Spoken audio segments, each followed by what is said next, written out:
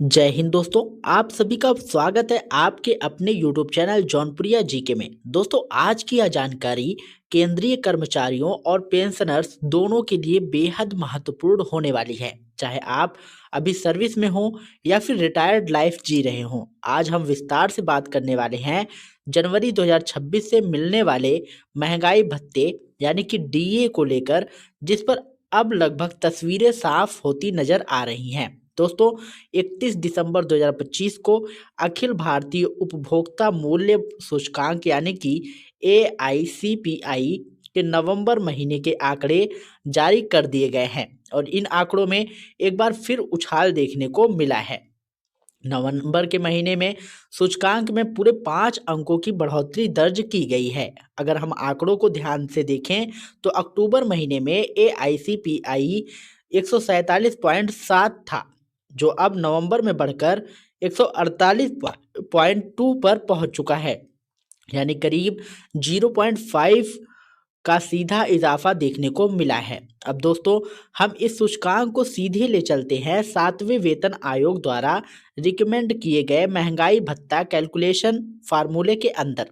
जैसे ही हम नवंबर महीने का यह नया आंकड़ा 148.2 डीए कैलकुलेशन सीट में फीड करते हैं, तो जो रिजल्ट निकल कर सामने आता है ना, वो काफ़ी अहम है, जिसे देखकर आप चौंक जाएंगे। इस कैलकुलेशन के अनुसार अब तक महंगाई भत्ता पहुंच चुका था 59.94 यानी प्रतिशत पर, यानी लगभग 60% के बेहद करीब। दोस्तों, अब सिर्फ एक महीने यानी कि दिसंबर 2025 का सूचकांक आना बाकी है, लेकिन मौजूदा ट्रेंड को देखते हुए यह लगभग तय माना जा रहा है कि जनवरी 2026 से महंगाई भत्ता 60% के आसपास ही रहेगा।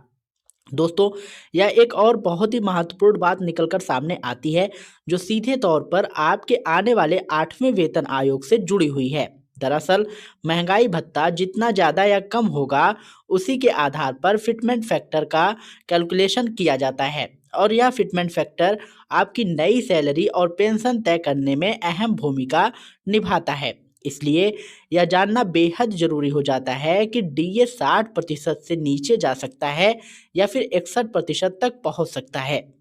अब दोस्तों, हमने इसका पूरा गणित लगाकर देखा है। सबसे पहले यह समझते हैं कि महंगाई भत्ता 60% से नीचे कब जाएगा। अगर मान लीजिए दिसंबर महीने में सूचकांक गिर जाता है, तो अधिकतम कितनी गिरावट पर डीए 60% बना रहेगा। इस कैलकुलेशन के अनुसार अगर AICPI घटकर 144.4 तक आ जाता है, तब भी महंगाई भत्ता 60% से नीचे नहीं जाएगा, यानी कि मौजूदा स्तर से करीब 3.8 अंकों की गिरावट आने पर भी डीए 60% से नीचे नहीं जा पाएगा, जो कि मौजूदा परिस्थितियों में लगभग नामुमकिन सा लग रहा है। अब दोस्तों, दूसरी तरफ यह देखते हैं कि महंगाई भत्ता 61% कब बनेगा, क्योंकि यह आंकड़ा 8वें वेतन आयोग के लिहाज से बेहद महत्वपूर्ण है। जब हमने इसका कैलकुलेशन किया तो यह सामने आया कि डीए को 61% तक पहुंचने के लिए AICPI को बढ़कर 155.3 तक जाना होगा। इसका सीधा मतलब यह हुआ कि दिसंबर महीने में सूचकांक में लगभग 7.81 अंकों की जबरदस्त उछाल आना चाहिए, तभी जाकर महंगाई भत्ता 61% तक पहुंचेगा। दोस्तों, पिछले कई वर्षों के आंकड़ों को देखें तो एक ही महीने में 7 अंकों से ज़्यादा की बढ़ोतरी होना लगभग असंभव ही माना जाता है। तो दोस्तों, इन सभी आंकड़ों और कैलकुलेशन को मिलाकर अब स्थिति लगभग पूरी तरह से साफ हो चुकी है कि जनवरी 2026 से मिलने वाला महंगाई भत्ता 60% पर ही रुकने वाला है। 60% से नीचे जाने की संभावना भी ना के बराबर है और 61% तक पहुंचने की संभावना भी लगभग शून्य के बराबर है। इसका सीधा साधा मतलब यह है कि इस बार केंद्रीय कर्मचारियों और पेंशनर्स को महंगाई भत्ते में सिर्फ 2% तक की ही बढ़ोतरी देखने को मिलेगी। दोस्तों, यही 60% डीए आगे चलकर 8वें वेतन आयोग के फिटमेंट फैक्टर के कैलकुलेशन के आधार पर बनेगा। इसलिए यह जानकारी आपके लिए बेहद अहम है। उम्मीद करता हूँ कि यह पूरा विश्लेषण आपको अच्छे से समझ में आया होगा और फिर आपको आने वाले समय की तस्वीर साफ-साफ नज़र आ गई होगी। तो दोस्तों, आज की इस वीडियो में बस इतना ही। फिर मिलेंगे आप लोगों के साथ एक नई वीडियो में, नई अपडेट के साथ।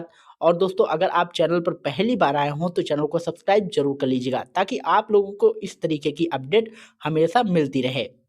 और अधिक जानकारी के लिए आप हमारे टेलीग्राम चैनल से जुड़ सकते हैं। टेलीग्राम चैनल का लिंक जो है हमने डिस्क्रिप्शन में दे रखा है, तो जाइए वहाँ पर आप लोग फटाफट ज्वाइन होइए। मिलते हैं नई वीडियो में, नई अपडेट के साथ। तब तक के लिए जय हिंद, जय भारत।